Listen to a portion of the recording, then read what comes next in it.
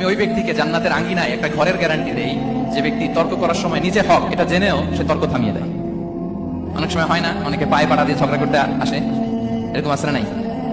আপনি চুপচাপ দেখবেন একটা বাজে কমেন্টস করতেছে, আবার কমেন্টের নিচে কমেন্ট, আবার গালি, হ্যাঁ আছে না এরকম?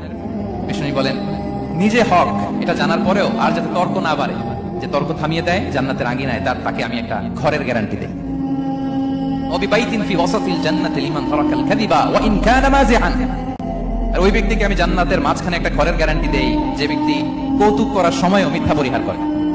করতেছে কৌতুক, ফান করতেছে, আর ইজ কিডিং, পান করে, কৌতুক করে, কিন্তু কৌতুকের সময় সে মিথ্যা বলে না। এই স্বভাব যাদের, তাদেরকে আমি জান্নাতের মাঝ বরাবর একটা ঘরের গ্যারান্টি দেই। এরপর বিষ্ণু কি বলে দেখেন, তিনি বলেন ওবিবাইতিন ফি আ'লাল জান্নাতি লিমান হাসানা খুলুকাহু।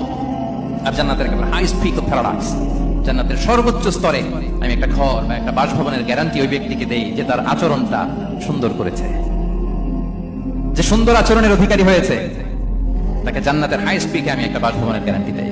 তাহলে বলেন তো আমাদের আচরণটা সুন্দর করার দরকার আছে না নাই? এটা খুব ছোটখাটো একটা আমল, তাই না? কথা বলেন দক্ষিণ কোরিয়া প্রবাসী ভাইরা, আওয়াজ করে বলেন এটা কি ছোট আমল? দেখলে সালাম দিব, সুন্দরভাবে কথা বলবো, ভালো উইশ করব, হ্যাঁ, হিংসা জিঘাংসা অহংকার থেকে মুক্ত থাকবো, খিটখিটে মেজাজের হব না, অলওয়েজ স্মাইলিং ফেস থাকবে আমার, হৃদ্যতাপূর্ণ আচরণ। এই কাজটা কি ছোট আমল? আওয়াজ করে বলেন এই আমলটা কি ছোট না বড়?